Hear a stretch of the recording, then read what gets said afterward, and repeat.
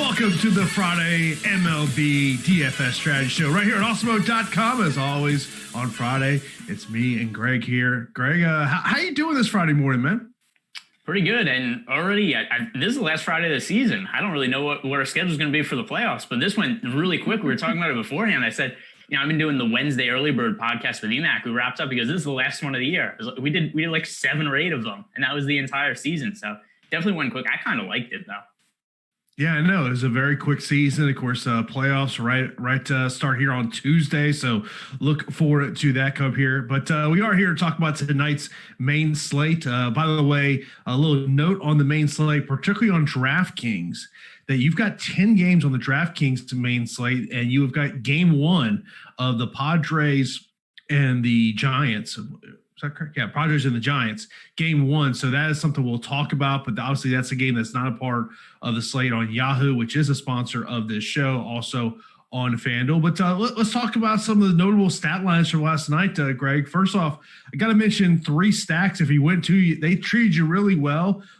Stacks of Astros, Tigers, or Royals. If you went Springer, Altuve, Brantley, Bregman for the Astros, 11 hits, 2 home runs, 9 RBIs, 7 hits.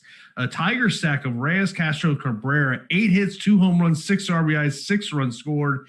And a Royal stack of Mondesi, Perez, and Franco, 8 hits, 2 home runs, 7 RBIs, and 4 runs scored. Tigers this year is they've been one of the pitching, and they've been one of the worst offenses in baseball against right-handed pitching.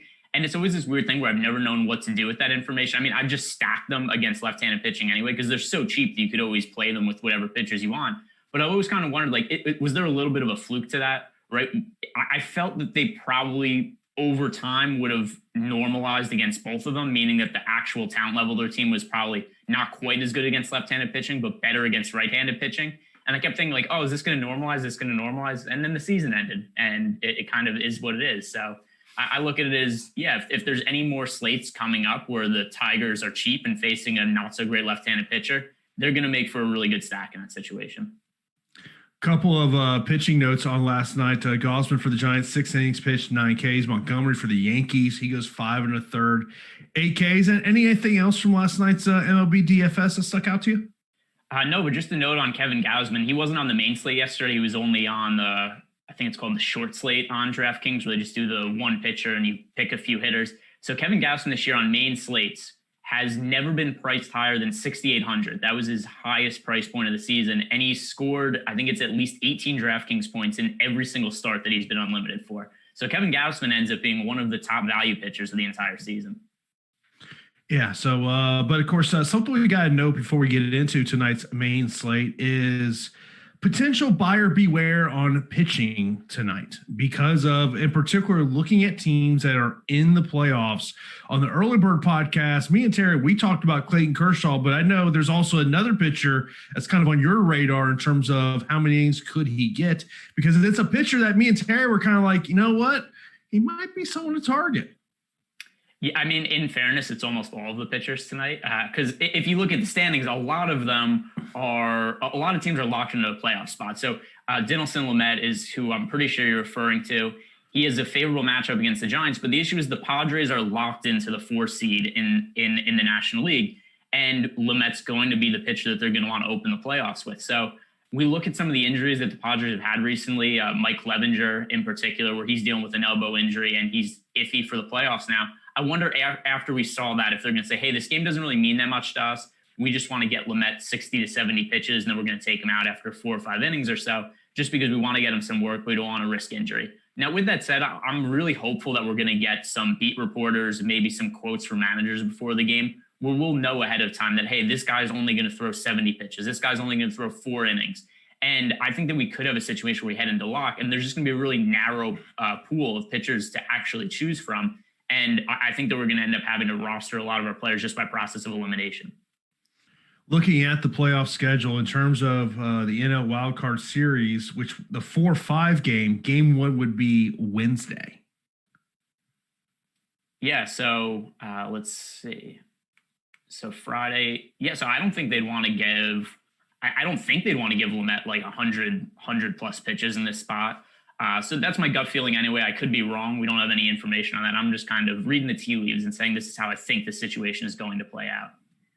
Yeah, just a note, if you're looking ahead, looking at who could be pitching on Tuesday, only the AL wild card games will start on Tuesday. The NL doesn't start till Wednesday, so that's something to kind of as you think about in terms of your DFS lineups today, of looking at some of these pitchers. But let's get kicked off by talking about the first game of the night on the main slate. That will be the Marlins and the Yankees. Sandy Alcantara going to be on the hill for the Marlins. J.A. Happ on the hill for the Yankees. Break this one down for us.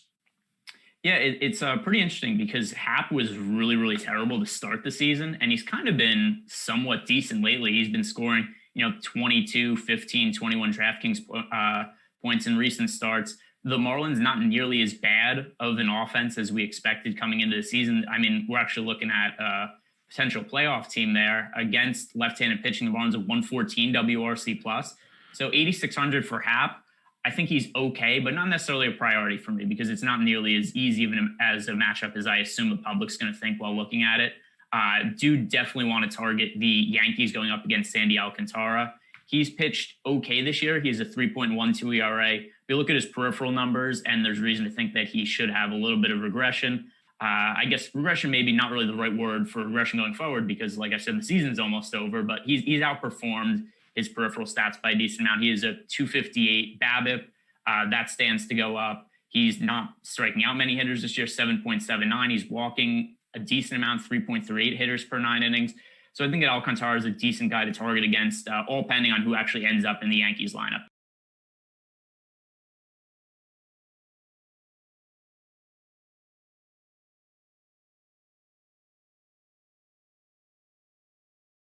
Yankees. We've seen a lot from them. We're going to play him a day off. So just pay attention to the Yankees lineup and make sure that they have all the regulars in. If they do, the one guy who looks, a couple guys who look too cheap, we got Giancarlo Stanton, 4,800 on DraftKings. He should be over 5,000 more often than not. Gleyber Torres, 4,300. Aaron Hicks, 3,900. Those are guys who look like the best values to me. Yeah, when I did a dummy crunch before the show on DraftKings, was getting a lot of Yankees. But you bring up a great point of, how many guys are going to be in the lineup. And obviously with the Yankees, it's obviously comes down to the salary, roster construction. As you think about Happ, I mean, is he an SP2 option for you on DK, and kind of, in terms of, the one pitcher slate in FanDuel, not really an option for you? Yeah, I'm not really that interested in Happ. If he was cheaper, I would be. But I mean, the thing is that we've talked about there are a few offenses that are fairly expensive that are projected to score a lot of runs today. And I don't really want to pay up 8,600 for Happ in what's a much more difficult matchup than what it appears to be. Like I was saying before, the Marlins have been good against left-handed pitching. They have a 114 WRC plus. That's 8th overall in the league against lefties. So I look at J Happ, who's been better lately, but has kind of had an up and down season. And I just think that he's not necessarily the best target. There's also a lot of high-end pitchers that are worth rostering on the slate that I'd put above him.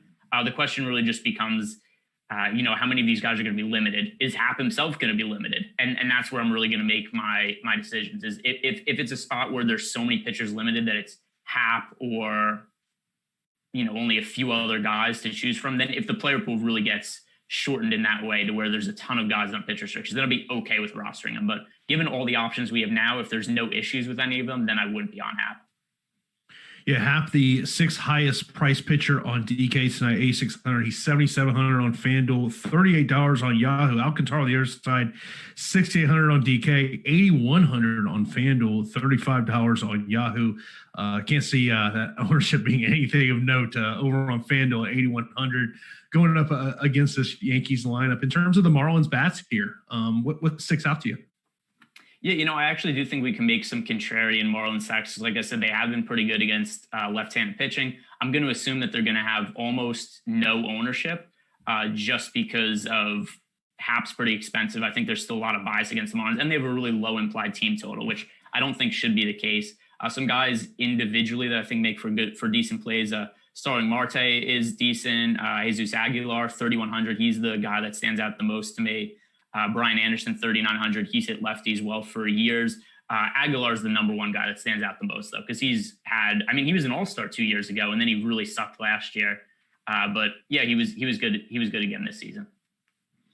We'll move on to our next game, which is going to be Pittsburgh and Cleveland. But do want to let you know that over right now today at Awesemo.com, our free MLB premium content is MLB ownership projections. Of course, that is a tool that we use every day in terms of deciding who we're going to put in our lineup. So that is the free MLB premium content at Awesemo.com. So I also will note NFL projections is also free premium content today over at Awesemo.com. Next up, we got Pittsburgh and Cleveland on the hill. For the Pirates will be Mitch Keller, who's 1-1 in the year, 13 Ks, taking on Carlos Carrasco, who is 3-4 with 74 strikeouts. Should note that he does have 35 strikeouts in his last 32 innings pitched. Something to note there on Carlos Carrasco, second highest priced pitcher on the slate here tonight. 10,400 on DK, 10,800 on FanDuel. He is $47 on Yahoo, which makes him the third highest priced pitcher on Yahoo.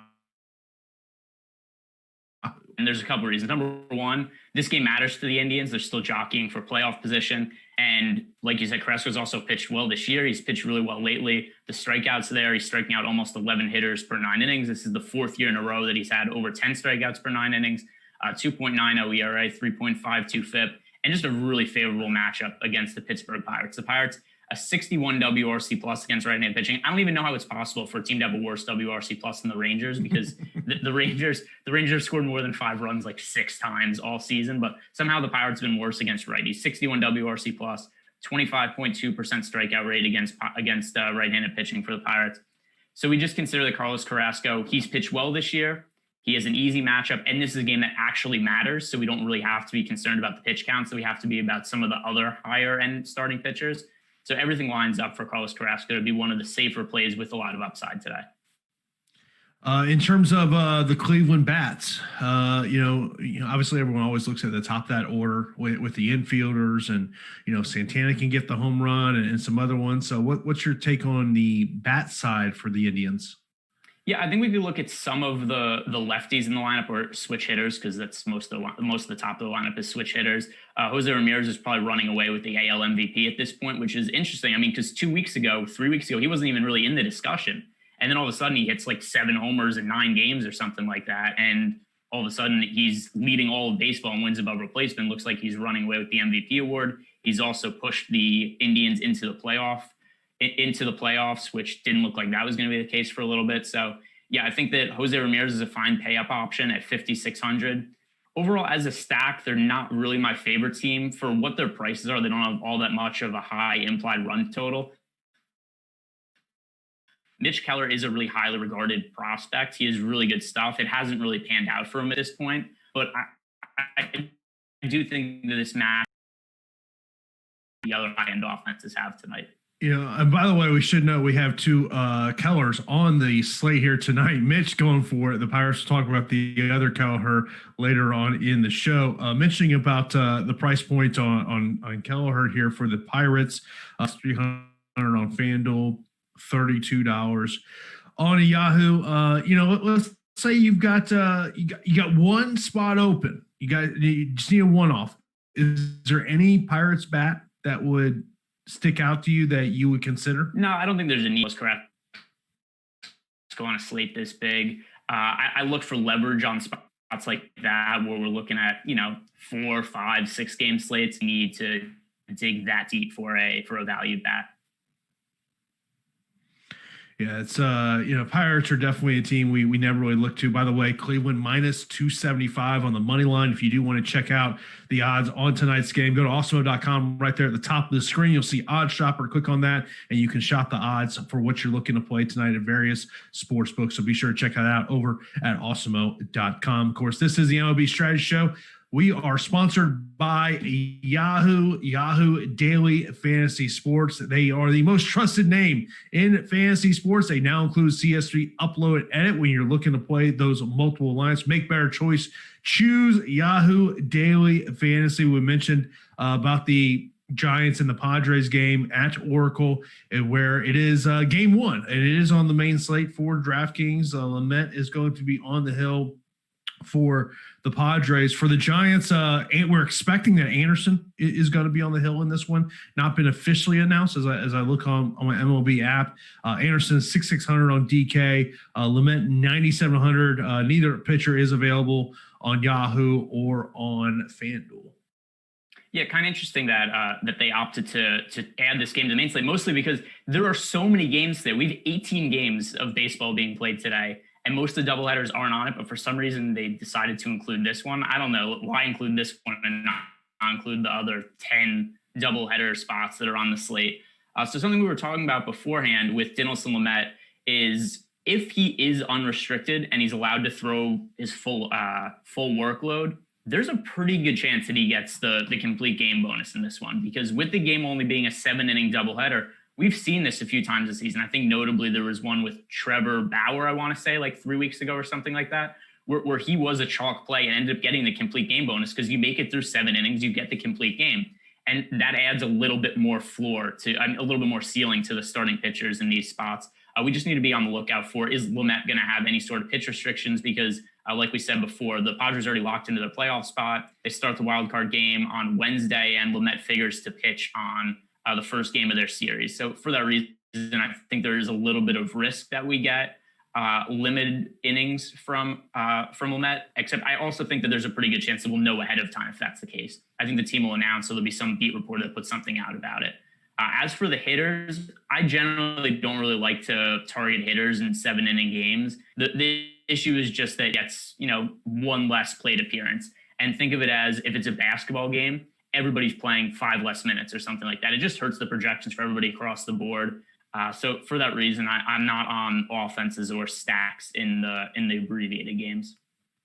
Yeah. I mean, we talked about this last time, me and Terry. I mean, you're going to lose a minimum 1 plate appearance. So to me, I think that, and we were looking at the prices on these Padres bats. There's no discount at all. So you're paying full price for them. So to me, I just think it's a game that you don't look at. But I think that you do. I mean, if there is no pitch restrictions on Lamet, like, man, I see myself putting him in some lineups. Oh yeah, 100%. If he has no sort of issues like that, because not only is it a decent matchup against the Giants, but Lamet's been terrific this year, and it's not like he's all that expensive. 9,700 is, I think, too cheap for pitchers as good as Lamet. He's top 10-ish or so in the NL Cy Young voting. If I had to make a list of everybody, he's had a really good year, really fantasy friendly game, also ton of strikeouts. So yeah, I totally agree. If Lamet is unrestricted, then he's somebody we're going to want to target. The matchup against the Giants, San Francisco, actually the decent against lefties with a 111 WRC plus. But even so, with that said, I think that Lamet would be a good target, even though the Giants actually been a better offense than I realized until just this second. Now, in terms of a stack that I am looking at, I'm looking at this Red Sox and Braves game.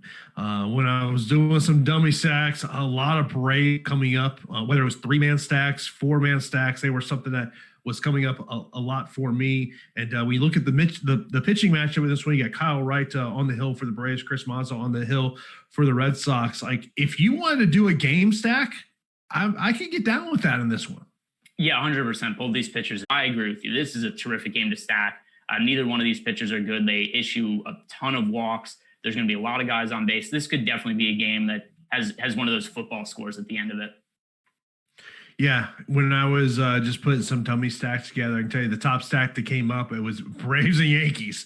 Those were the majority of the players in that lineup. Obviously, with this Braves, it does come from the salary aspect. Like, to me, this game's all about hitting. This is, don't even worry about the pitching in this one. This is, and I think the question is how much of a potentially of a Red Sox stack do you get to here? Do you mentioned about the implied run total of or not, should be a little higher than what it is. But to me, this is a game, and obviously it's going to come down to ownership of where ownership's going to stick out on both of these teams.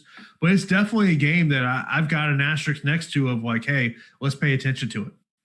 Yeah, actually, I'm going to bring up, I don't know if we have ownership yet, but when we looked before the show, it wasn't up yet on the site. I will say this, for the prices, I think that the Red Sox make for a better stack than the Braves, because the Braves are ridiculously expensive. That doesn't mean I don't like them, but it's kind of hard to get to them, especially considering some of the pitchers I like Carlos Carrasco, Dinelson Lamet, some of those other high-end pitchers. But look at the price on the Red Sox. Alex Verdugo's having a great season. He was what the Red Sox got in return for Mookie Betts. He's only 3,900. JD Martinez is 4,300. He struggled a little bit earlier in the year, but he's been hitting the ball much better over the last week.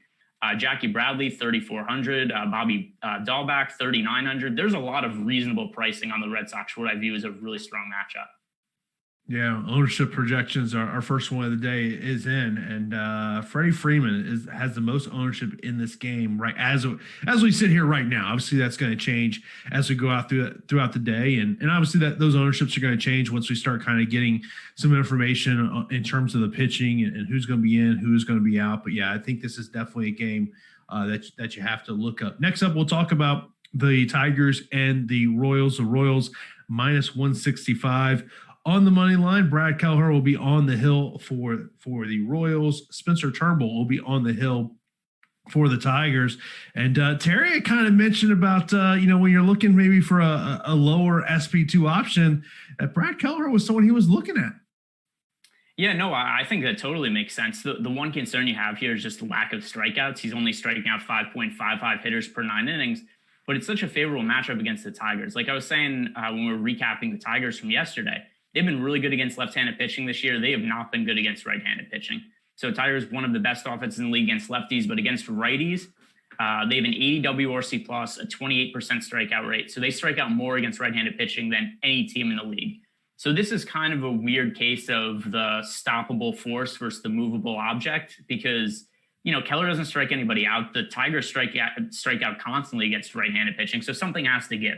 Is Keller going to continue to give up contact? Or the Tigers going to swing and miss like they did against every other right-handed pitcher this year? It probably lies somewhere in between. Keller, like I said, 5.55 strikeouts per 9 innings. I would expect that he could strike out maybe close to a hitter per inning against the Tigers. And since there aren't a whole lot of cheap pitching options that I really like on this slate, I think that Keller makes sense. He also has a 2.77 ERA this year. So if nothing else, I think that he's fairly safe for his price point. We mentioned right at the beginning of the show how the Royals came through as a stack last night. What's your take on the Royals as a stack tonight? Yeah, so the one issue I have with the Royals is that their core hitters have gotten to be pretty expensive. We've got Whit Merrifield, 5,100, Adalberto Mondesi, 4,800, Salvador Perez is 5,000. And that's also where the core of their production comes from. They have guys at the bottom of the lineup that are just kind of there, right? There isn't that much upside in guys like Alex Gordon, Nicky Lopez. These guys haven't had very many big games. Frenchie Cordero did have 2 home runs a couple of days ago, except he got hurt last night. He left the game early, so I don't know if he's going to be in the lineup. The one guy that stands out the most is Jorge Slayer, ton of power upside. He's only 2,700 and usually bats cleanup. He didn't start for the Royals yesterday, except he did end up entering the game as a pinch hitter. So I assume that he's going to be good to play today. If we just look at the pricing, that's the guy that stands out the most is Jorge Solar, 2,700. Yeah, just kind of look at this price. I mean, you mentioned about the pricing on those KC bats. I mean, they're the top 4 bats in this game. Actually, no, top 5 bats.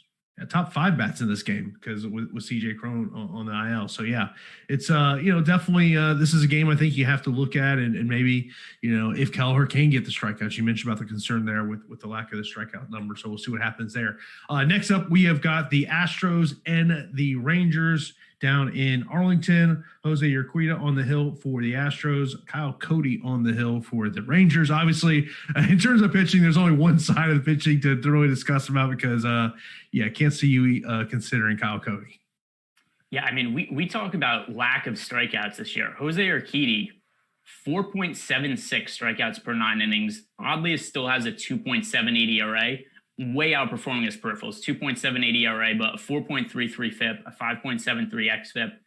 So here's the reason why his ERA is so low. He has a 200 BABIP. That's not sustainable. He has a 79.2% left on base percentage. That's not sustainable. But then at the same time, the Texas Rangers don't hit anybody. The Texas Rangers have such a bad offense. It's ridiculous. This might be the worst offense in the history of baseball. They're averaging the least runs per game of any team in the league. They have a 63 WRC plus against right-handed pitching.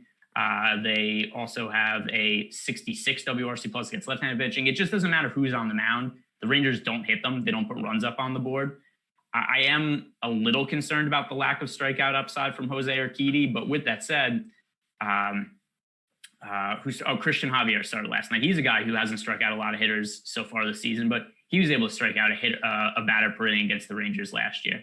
So I look at the price of Urquidy at 7,100. I don't necessarily think that he's the best play in the world, but I'm kind of just willing to roster any pitcher against the Rangers at this point in the season. So for that reason, I think he's viable. We've got a cheap pitcher going against the Rangers, and I'm not sure they could hit me at this point. It just whoever it is that's hitting for the Rangers, they're going to ground out, they're going to pop up, and they're going to strike out. Those are really the three outcomes. If they're lucky, they'll put 2 or 3 runs on the board.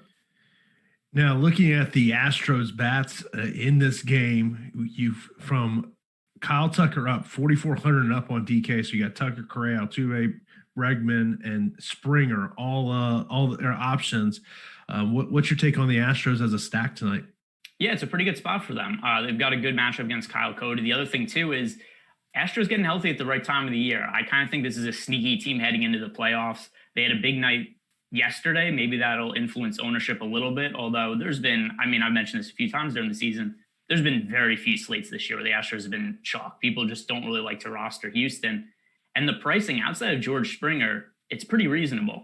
We've got Jose Altuve, 4,700. That's much cheaper than he's usually been. Michael Brantley at 4,000. He's been a good value play for a while now because that's too cheap of a price for Brantley. Yuli Gurriel, 3,700. Bregman, 4,700. There's been maybe, 12 slates over the last 2 years that Alex Bregman's been priced below 5,000. So that's too cheap of a price for him. I think for the salaries, this is a really strong team to target. Yeah, definitely got to look at them over there. Next up, we have got the Reds and the Twins. The Twins minus 162 in this spot. Jose Barrios going to be on the hill for the Twins over on DK. He's 9,200, also 9,200 on FanDuel, $42 on Yahoo. What's your thoughts about Barrios here? Obviously he's right underneath all the top 4 pitchers of the night. Can you see yourself, maybe trying to go to him if the ownership is correct? No, Barrios is kind of weird because he's a pitcher that I very rarely roster, but I very rarely stack against either. He's good enough to where he limits damage, but he's not good enough that I feel he usually warrants his price tag because he's always expensive. There's never a slate where we have Barrios as like 7,800 or 7,400. He's never in that range. He's always in the same tier as elite pitchers, but he's not quite as good of a fantasy option. So I just always find myself in these spots where I never have exposure to Barrios. I never have exposure to hitters going against him. And that's how I feel again tonight. There are pitchers above him that I much strongly prefer to Barrios. If I want to save money, I'm going to go a lot cheaper than Barrios. At the same time, I don't really want to roster the Reds bats either. In terms of the Reds pitching in this with Tyler on the hill for them, 8,300 on DK, 8,500 on FanDuel, and $38 on Yahoo.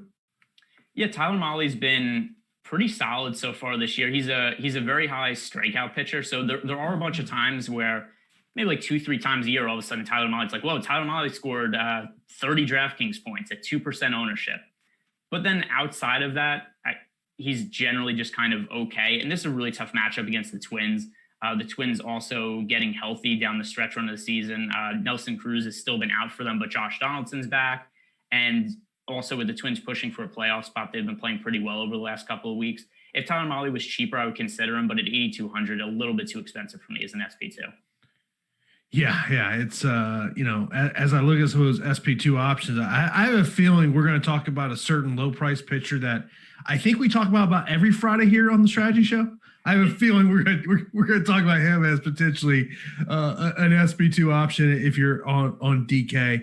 It'll be interesting it'll be interesting to see where FanDuel ownership kind of ends up at with the one pitcher slate of, is there someone like, do people try to transition to a Barrios or, maybe someone a little under that to try to get away from the ownership of the top guys on this slate. Something to pay attention to in terms of that. Of course, do got to mention our free premium content, MLB content over at Awesemo.com today is our MLB ownership projection. So that's something you definitely got to check out there as you're building your lineups throughout the day. As one of the things we've mentioned here is we're going to be definitely paying attention to what do the managers say about whether or not a pitcher could be limited tonight. That is something that you do have to consider as we do go on, as we think about maybe could a guy like you, Darvish, be limited tonight going for the Cubs up against the White Sox. Dylan Cease will be on the hill for the White Sox. Darvish, the highest priced pitcher on the slate, 10,800 on DraftKings, 11,200 on FanDuel, and $56 over on Yahoo. You can see right now on the screen, Jordan's popping up our ownership projections that are free today over at Awesemo.com. Yeah, so the Cubs currently the 3 seed in the National League. They do have an outside chance to move up to the 2 seed and pass the Braves, but not all that likely. I think that we're probably going to see the Cubs be a little cautious with Darvish. That's not to say that he won't throw 6 innings or something like that. I just don't see this being a start where we get the 100 to 110 pitches from Darvish. I think that 5 or 6 innings, hold him to 90 or so pitches, and he comes out, which is still fine because Darvish has been ridiculously good this year. But it is also a tough matchup against the White Sox. The White Sox against right-handed pitching have a 107 WRC plus. They do strike out a decent amount against righties, so that's a little bit of a benefit. So I think that Darvish is definitely in play. If we're looking at just high-end pitchers, though, I prefer Carlos Carrasco to him. If Dinelson Lamet is unrestricted, I prefer Lamet today. So you, Darvish, not necessarily the priority for me at the high end. No interest in the White Sox bats either. And then also, like you said, just pay attention to, is this going to be a spot where the Cubs do opt to limit Yu Darvish? I don't think it's going to be the case, but it could be. Yeah. In terms of the bats in this one, what intrigued you? So we have my thing closed here. Dylan Cease on the mound for the White Sox. So here's the deal with Cease. He's one of the top pitching prospects in baseball, one of the top young arms, but it hasn't really translated to success at this point. He has really good stuff, and you watch him pitch, you see his fastball that could touch up to 100 miles per hour, and you just assume like, oh, this guy must strike out a ton of hitters, and that's just not the case. We've seen that with a handful of young pitchers lately. Like you watch Dustin May pitch for the Dodgers, and you watch his stuff, you just go, oh, he must be unhittable. There must be no way that people make contact against him, but then they just do. So Dylan Cease, he's only striking out 6.54 hitters per inning this year. He walks 5.37.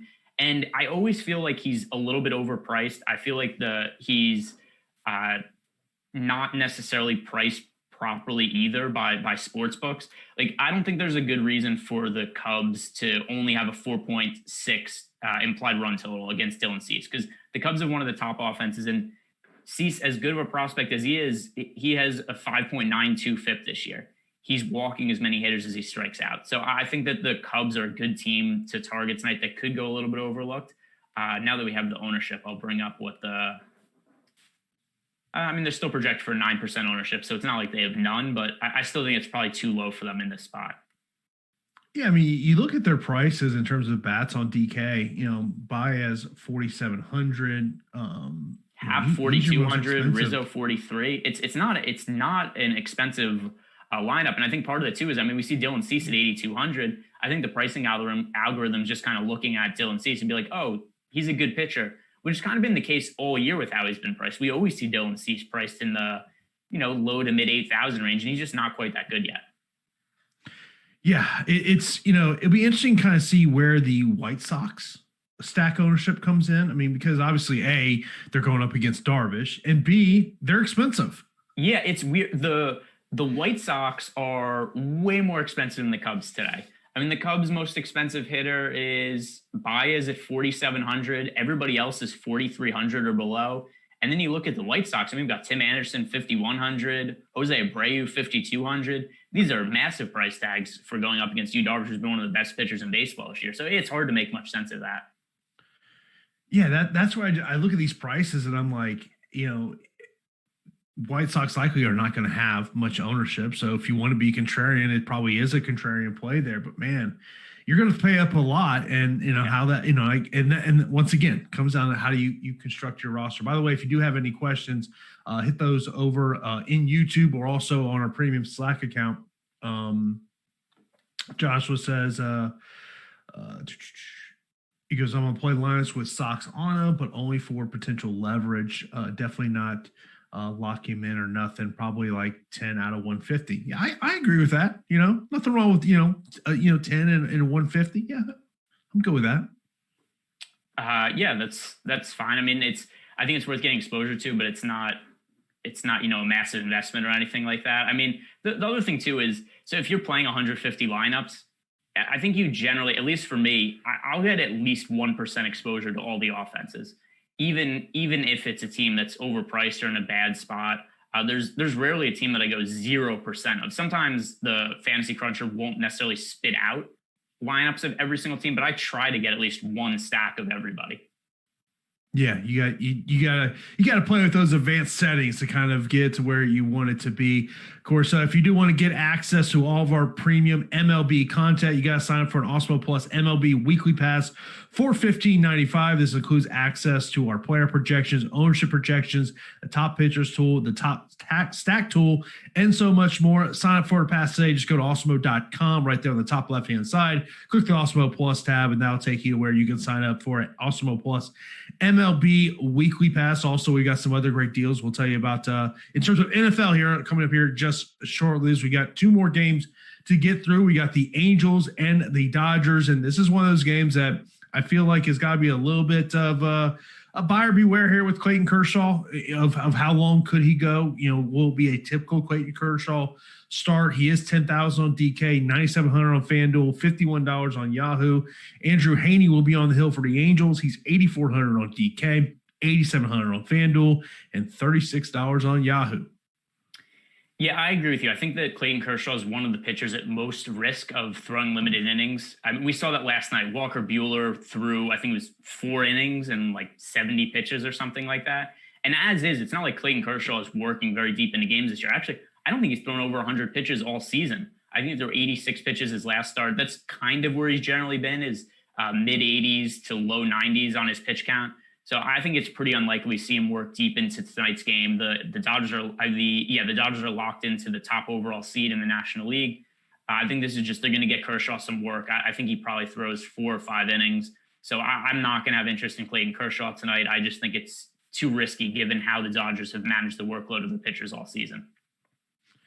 All right, the Dodger Bats, they're not cheap at all. Mookie 6,000, Seager 56, Bellinger 55, Muncy 51, Smith 49, Turner 49. I mean, they're not cheap here, but is there maybe a mini, like maybe a 2-man stack here you're looking at?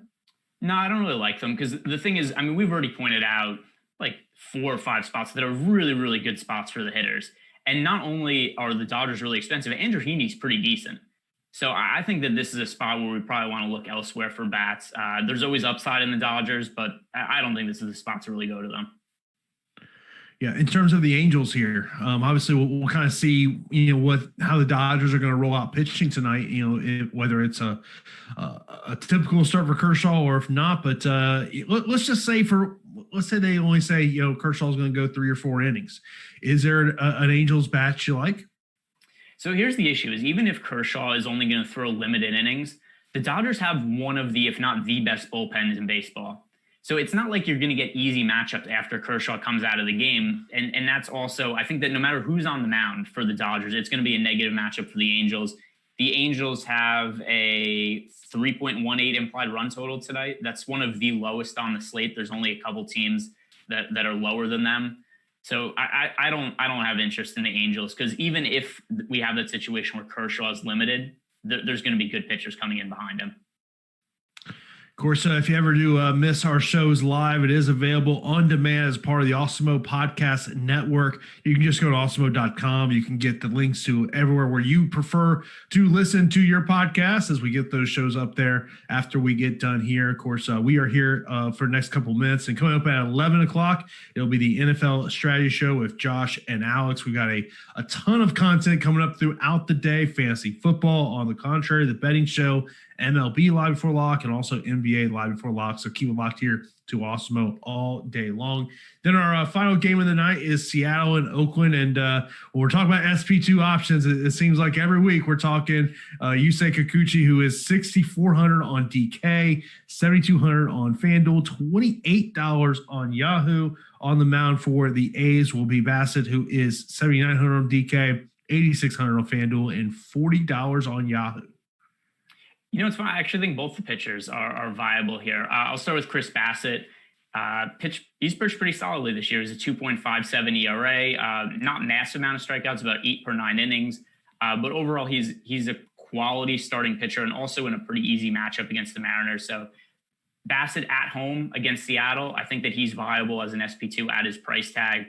As for Yusei Kikuchi, it's been a weird season for him because I have been on him a lot, and the numbers all indicate that he should be pitching really well this year, and it's just not been the case. He has a 5.93 ERA. He had a 5.46 ERA last year, and he has been so significantly better this season, even though his ERA is a half run higher. He changed his pitching mechanics in the offseason. His velocity is way up across the board. No pitcher in baseball has seen more of a velocity uptick than Kikuchi. We look at his numbers, 9.22 strikeouts per 9 innings. So he's striking out about 50% more hitters this year than he did last year. The only thing that's killing him, and it's the reason that he has a 5.93 ERA compared to a 3.33 FIP, is he's just getting crushed by sequencing. A 54.2% left on base percentage. So basically what's happening is if he's letting somebody get on base, they're scoring about half the time. And that's just really unlucky because generally we see guys with a left on base strand rate somewhere in the mid 70s range. And it's just been a case of, it's not that there's anything Kikuchi's doing wrong. It's just he's getting unlucky with sequencing and when guys are getting hits against him, as opposed to hits kind of coming sporadically. For whatever reason, he's just having 1 or 2 innings every start where just everybody's lining up the hits at once. And then he's having a bunch of clean innings outside of that. But so look at the price tag for Kikuchi at 6,400, his strikeout upside. And I think he's definitely worth rostering. Yeah, it's the price point on DK makes it really intriguing at 6,400. Yeah, for sure. That's what it's about. I do look at the ERA and maybe it's, a little concerning, but I always look at the underlying numbers more than I just look at the ERA itself. And given not just the price, but how well he's pitched, if you look under the numbers and the strikeout upside, I'm willing to go after him. The other thing too is, maybe the A's end up resting guys tonight because they're pretty locked into their playoff spot also. And Kikuchi had a great start against the A's back on August 1st, 9 strikeouts. So that's something to play into here. In terms of the bats in this game, before we get into some listener questions, what do you like in terms of hitting in this one? Yeah, not much. I think that there's better spots to target. And the other thing, too, is because Kikuchi's ERA is a little bit inflated by the bad luck, the A's bats are still pretty expensive. Tommy La Stella's $5,000. Matt Olson's 4,900. If we go down the order, there are some cheaper guys, but overall, it's not like they're a value offense by any means. There's cheaper offenses that are in better spots than the A's, so I don't really like them. Mariners offense, I don't really target them all that much, and fairly tough matchup against Chris Bassett. So no real interest in either of the offenses here. Before we get into your questions, do want to let you know about the NFL Express Pass. For only $3.95, you can purchase an NFL Express weekly Express Pass, which now includes everything you need for NFL Showdown / single game contest formats. You get access to Awesemo Showdown / single game player projections, ownership projections, and a top plays tool. Will you purchase this pass in addition to player rankings, lineup builder light, ownership rankings, and the top Stacks Express tool? Go to awesemo.com/join. You can see it right there up on the screen. Jordan's got it up there to sign up for a NFL Express Pass for only $3.95, an NFL Weekly Express Pass. Great deal that we have over there right now at awesemo.com. Let's get into as we start to wrap up this edition of the MLB Strategy Show. We get some questions. 3-run shot brings up something that Terry even brought up last night. A Keller combo on DK. So I like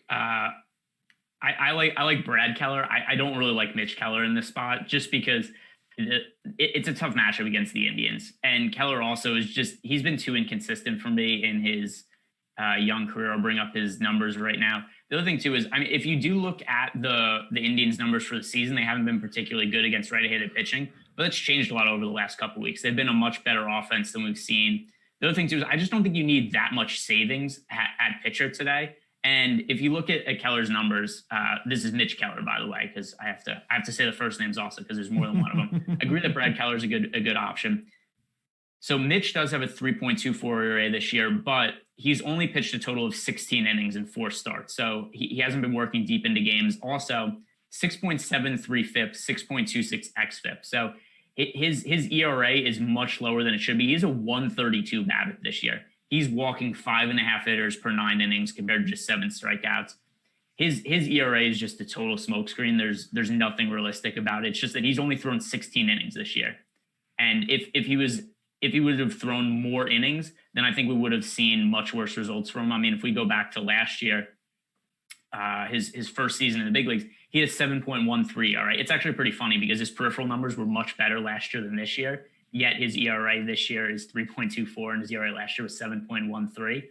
But the point being, anyways, that I don't think Keller's particularly good. If we look at the ZiPS projection for him, which is I think a good way to judge what the current quality of him is as a pitcher, they have him projected as a pitcher who should have a 4.95 ERA.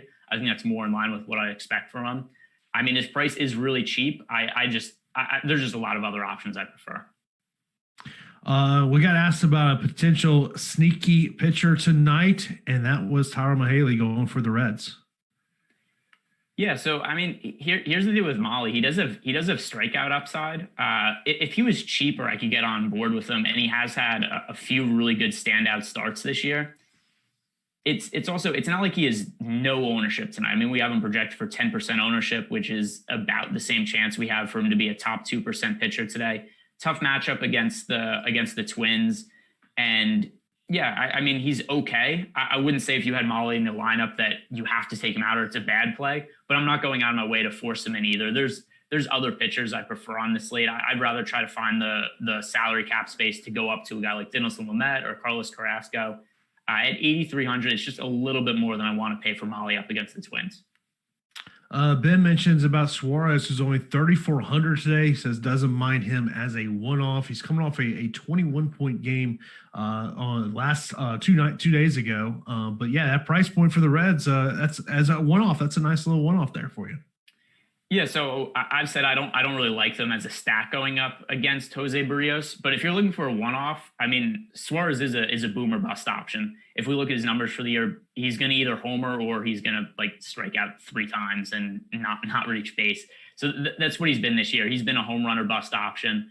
At least he does hit right-handed pitching better now than he did in the past. He used to be a guy who only hit left-handed pitching. He does have power against pitchers of either side, but the buyer beware there is if he doesn't hit a home run today, then he's probably going to bust. Joshua says this was in relation to Clayton Kershaw. Thinks he goes 4 innings just like Buehler did last night. Yeah, I think that's a reasonable expectation. The other thing too is, I mean, look at Kershaw compared to the other option on the slate. We have Carlos Carrasco, we have Yu Darvish, we have Dinelson Lamet. If we were in a situation where Kershaw was the only high-end pitcher with a 10,000 plus price tag, then I think you could maybe make some justification for rostering him, but not with all these other guys that are on the slate. I think that Kershaw is very likely to be limited to 4 or 5 innings or so tonight, and I have him pretty far behind Carrasco, Darvish, and Lamet.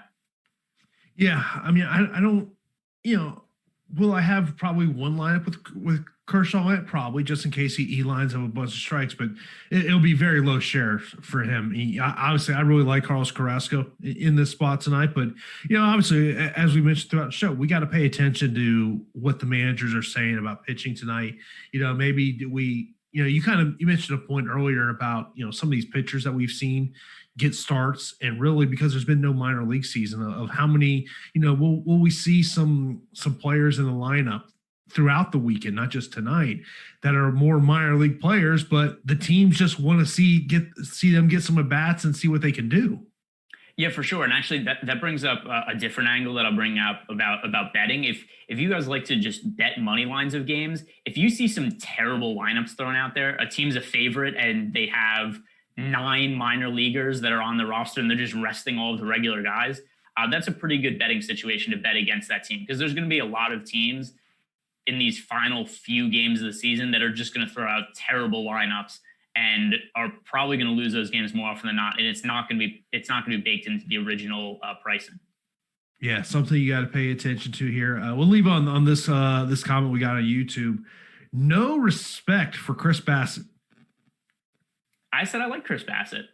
Yeah, I know you did, but but I think it also comes down to is, okay, I like him as an SP2 option, but I mean, look, I think is pairing, say, a Carlos Carrasco at 10,400 with a Yusei Kikuchi at 6,400 makes it easier for me to find the stacks I really want.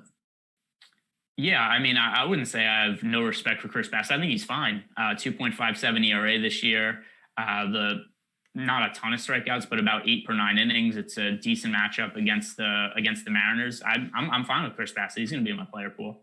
Yeah, definitely got to check him out. Of course, Live Before Lock today will be at 6 p.m. Eastern time. I'll be joined by Jeff and Terry. As I mentioned, coming up next, we have got the NFL Strategy Show. Josh and Alex will be talking about the Sunday's NFL slate. So, of course, be sure to check out everything we got over here at Awesemo.com. Also, right here on the Awesemo YouTube channel. Hit that subscribe button, hit that notification bell so you know when we are live on the channel. So, that is going to do it for this edition of the MLB Strategy Show, which is sponsored by Yahoo Daily Fantasy Sports.